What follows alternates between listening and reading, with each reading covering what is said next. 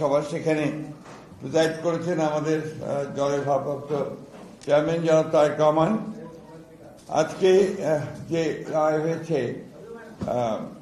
আপনার মানবতা বিরোধী অপরাধের আদালতে, সেই বিষয়ে আমরা আমাদের প্রস্তাব অফিসিয়ালি যেটা গৃহীত হয়েছে সেটা আপনাদেরকে আমরা জানাচ্ছি।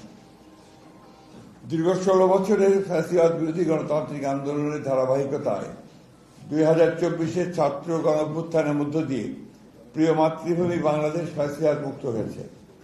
এই দীর্ঘ রক্তাক্ত সংগ্রামে শত সহস্র বিরোধী দলীয় রাজনৈতিক নেতাকর্মী সহ সমাজের সর্বস্তরের অসংখ্য নাগরিক গুম, খুন, বিচার বহির্ভূত হত্যাকাণ্ড, হামলা, মামলা, নির্যাতন, নিপীড়ন ও অবর্ণনীয় দুর্ভোগের শিকার হয়েছে।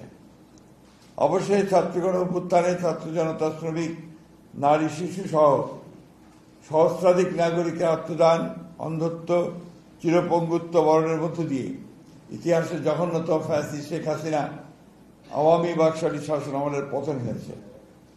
সারা বিশ্বের জনমত এবং বাংলাদেশের জনগণের দাবি ও প্রত্যাশা ছিল যারা পতিত স্বৈরাচার ও তার দোসরদের মানবতা বিরোধী ও নৃশংস জঘন্য হত্যাকাণ্ড এবং গণহত্যায় অপরাধের বিচার হয়।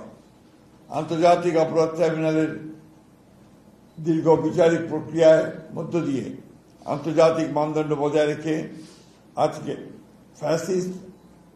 আওয়ামী ফ্যাসিস্ট শেখ হাসিনা তার 2 দোসরের বিরুদ্ধে রায় ঘোষিত হয়েছে। এই রায়ে ন্যায় বিচার প্রতিষ্ঠা হয়েছে।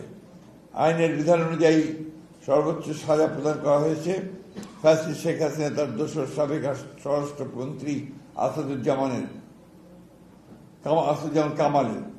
পুলিশের সাবেক আইজিপি চৌধুরী আবদুল্লাহ মামুনকে বিচারিক প্রক্রিয়ায় সহযোগিতার কারণে প্রাপ্য সাজা কমিয়ে 5 বছর কারাদণ্ড প্রদান করা হয়েছে। আইনের শাসন ও ন্যায় বিচার প্রতিষ্ঠায় দৃঢ় প্রতিজ্ঞ বিএনপি এ ব্যাপারে জনগণকে সদা সর্বদা সচেতন থাকার আহ্বান জানাচ্ছে।